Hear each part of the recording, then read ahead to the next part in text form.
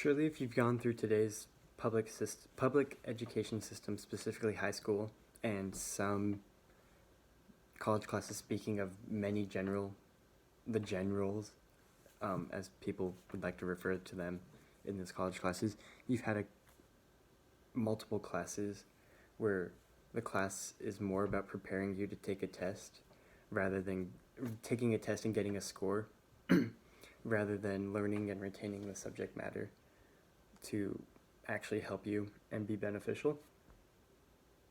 Excuse me.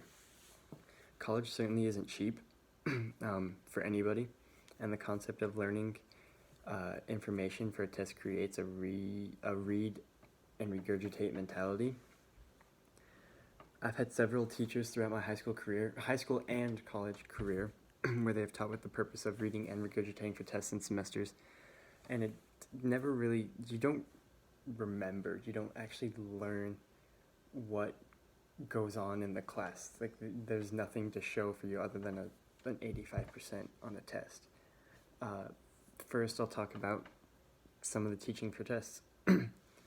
So scores are more important than understanding the concept. Within the public education system, standardized tests create a big problem for students. They just taking finals this week, and you're like, I don't remember doing this back in September. I don't remember learning this back in September. As you go back and look at notes, and then you're like, well, I just need to know this, and this for whatever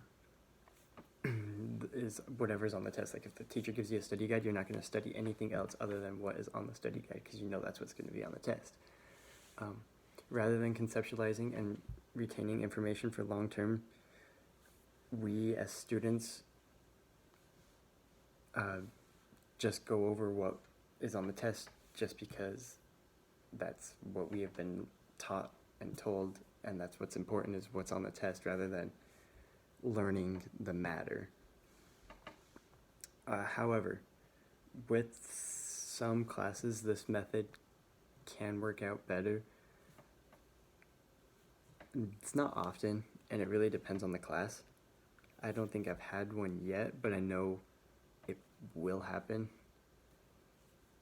I don't think it's happened yet because I'm an art major, so everything is based off of projects and portfolios and how well I'm doing, like how well does the assignment look, rather than terms and definitions, so to say.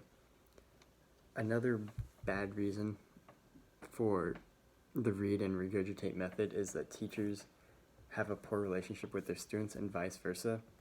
I believe UVU has done a fairly good job at keeping classes at a relatively small size. I think the average class size at UVU is 22. Obviously, there are some classes that I've had where it's been like 150 students, but that's in a big lecture hall, and those classes probably are better for the read and regurgitate method. But the important ones, I've had maybe 25 students, some even smaller.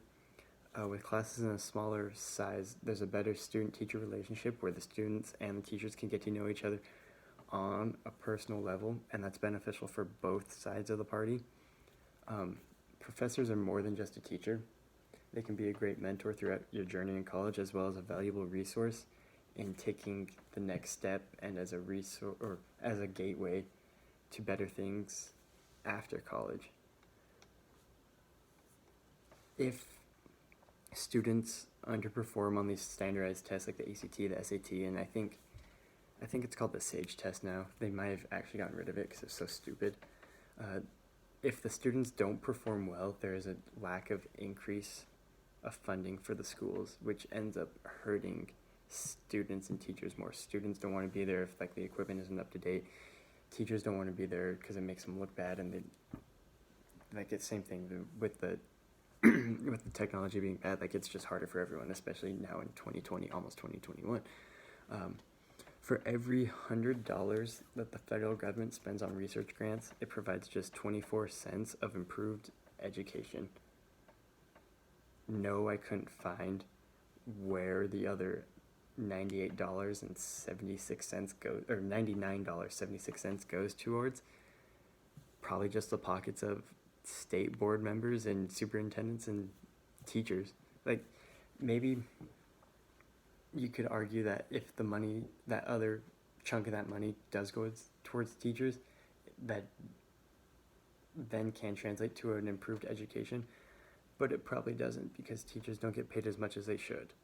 The lack of funding from in-state budgets leading to an amount of de facto privatization of some so-called state universities. So UVU, University of Utah, Utah State, or any university inside the state that isn't BYU has received a lack of funding from the state basically since they've opened, thus allowing students to underperform on these tests.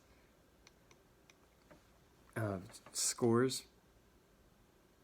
are often deemed more important, especially now. Like, students, we care so much about a grade because it makes it look better, and that's what it's something that people can materialize to take the next step in high school. If you get a 4.0 and a 36 on the ACT, you're almost guaranteed to go anywhere you want for school. So the scores and the letter grade are an easy way to materialize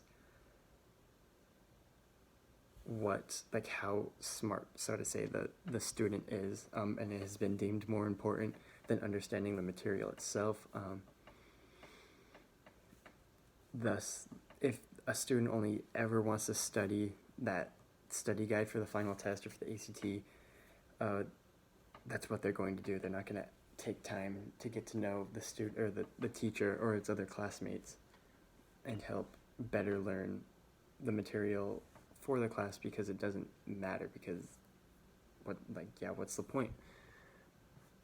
And it comes around full circle if students now want to get to know their teachers better and don't just study for the test, they will probably end up performing worse on the test and thus decreasing the funding for those schools, lowering it creates a domino effect, just lowering everything else with it. High school isn't as expensive. It's fairly cheap just because if the students have to pay for it, they don't want a high school student that has to work full-time as well as go to school full-time. But college is expensive, and if the focus of teaching was to provide a great understanding of a concept, we'd be able to get the most out of our education. But to me, I feel like that's not it, especially with everything being online. It's so hard to learn and to grasp the concept and to focus. Everything's just based off of a test.